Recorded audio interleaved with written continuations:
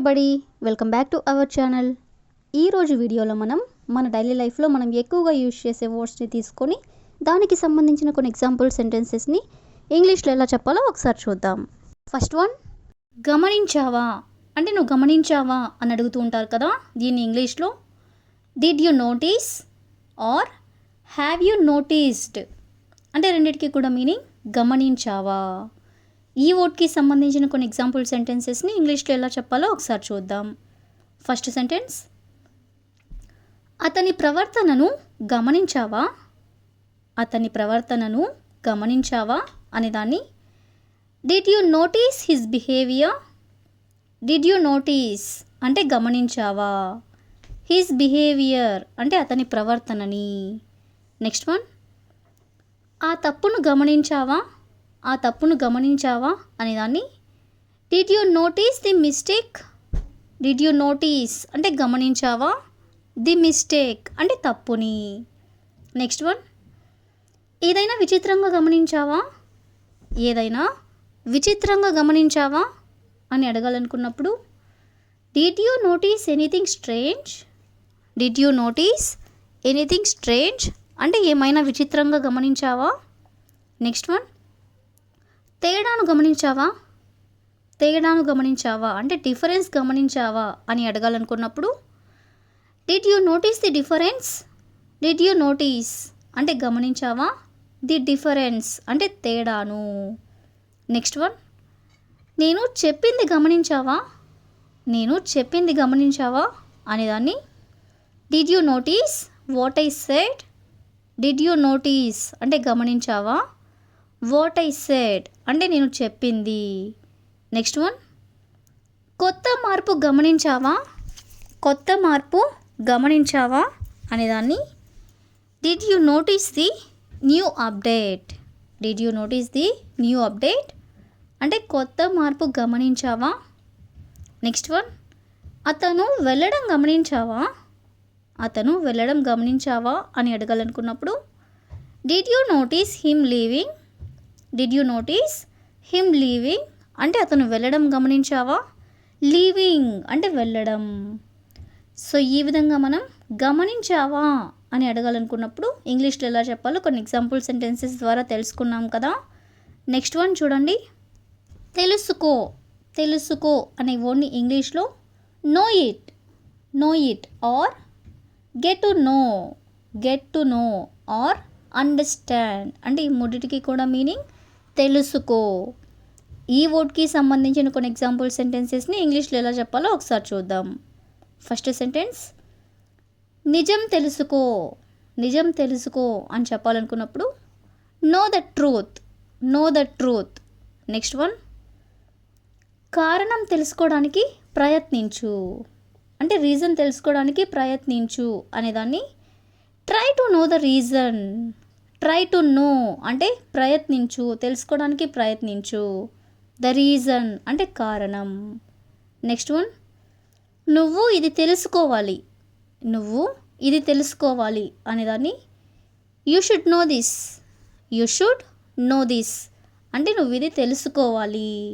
Next one, నీ తప్పులు తెలుసుకో. నీ తప్పులు తెలుసుకో అని ఎవరికైనా చెప్పాలనుకున్నప్పుడు know your mistakes. Know your mistakes అంటే నీ తప్పులు తెలుసుకో. నెక్స్ట్ వన్, ముందుగా సమస్యను తెలుసుకో. ముందుగా సమస్యను తెలుసుకో అనేదాన్ని first know the problem. First అంటే ముందుగా, నో ద ప్రాబ్లం అంటే సమస్యను తెలుసుకో. నెక్స్ట్ వన్, నేను దాని గురించి తెలుసుకోవాలనుకుంటున్నాను. నేను దాని గురించి తెలుసుకోవాలనుకుంటున్నాను అనేదాన్ని I want to know about it. I want to know about it అంటే నేను దాని గురించి తెలుసుకోవాలనుకుంటున్నాను. నెక్స్ట్ వన్, నీకు ఈ వ్యక్తి తెలుసా. నీకు ఈ వ్యక్తి తెలుసా అని ఎవరినైనా అడగాలనుకున్నప్పుడు do you know this person. Do you know అంటే నీకు తెలుసా, దిస్ పర్సన్ అంటే ఈ వ్యక్తి. నెక్స్ట్ వన్, నువ్వు నియమాలు తప్పనిసరిగా తెలుసుకోవాలి. నువ్వు నియమాలు తప్పనిసరిగా తెలుసుకోవాలి అనేదాన్ని you must know the rules. You must know the rules అంటే నువ్వు నియమాలు తప్పనిసరిగా తెలుసుకోవాలి. లాస్ట్ వన్, ప్రతిరోజు కొత్త విషయాలు తెలుసుకో. ప్రతిరోజు కొత్త విషయాలు తెలుసుకో అని చెప్పాలనుకున్నప్పుడు get to know new things every day. Get to know అంటే తెలుసుకో, న్యూ థింగ్స్ అంటే కొత్త విషయాలు, ఎవ్రీడే అంటే ప్రతిరోజు. సో ఈ విధంగా మనం తెలుసుకో అనే వర్డ్కి సంబంధించిన కొన్ని ఎగ్జాంపుల్ సెంటెన్సెస్ని ఇంగ్లీష్లో ఎలా చెప్పాలో తెలుసుకున్నాం కదా. నెక్స్ట్ వన్ చూడండి, గమనించు. ఇందాక మనం గమనించావా అనే వర్డ్ గురించి తెలుసుకున్నాం కదా. ఇప్పుడు గమనించు. ఈ వర్డ్ని ఇంగ్లీష్లో notice or observe or pay attention అంటే ఈ మూడింటికి కూడా మీనింగ్ గమనించు. ఈ వర్డ్కి సంబంధించిన కొన్ని ఎగ్జాంపుల్ సెంటెన్సెస్ని ఇంగ్లీష్లో ఎలా చెప్పాలో ఒకసారి చూద్దాం. ఫస్ట్ సెంటెన్స్, అతను ఏం చేస్తున్నాడో గమనించు. అతను ఏం చేస్తున్నాడో గమనించు అని మనం ఎవరికైనా చెప్పాలనుకున్నప్పుడు observe what he is doing. Observe అంటే గమనించు, వాట్ హీ ఈస్ డూయింగ్ అంటే అతను ఏం చేస్తున్నాడో. నెక్స్ట్ వన్, దయచేసి జాగ్రత్తగా గమనించు. దయచేసి జాగ్రత్తగా గమనించు అని చెప్పాలనుకున్నప్పుడు please pay attention carefully. Please అంటే దయచేసి, పే అటెన్షన్ కేర్ఫుల్లీ అంటే జాగ్రత్తగా గమనించు. నెక్స్ట్ వన్, ప్రతిదీ గమనించడానికి ప్రయత్నించు. ప్రతిదీ గమనించడానికి ప్రయత్నించు అని చెప్పాలనుకున్నప్పుడు try to observe everything. Try to observe అంటే అబ్జర్వ్ చేయడానికి ప్రయత్నించు. ఎవ్రీథింగ్ అంటే ప్రతిదీ. నెక్స్ట్ వన్, నువ్వు అది గమనించావా. నువ్వు అది గమనించావా అని అడగాలనుకున్నప్పుడు did you notice that. Did you notice that. Next one, నేను నీ తప్పుని గమనించాను. నేను నీ తప్పుని గమనించాను అనేదాన్ని I noticed your mistake. I noticed అంటే నేను గమనించాను, యువర్ మిస్టేక్ అంటే నీ తప్పుని. లాస్ట్ వన్, చిన్న చిన్న విషయాలను గమనించు.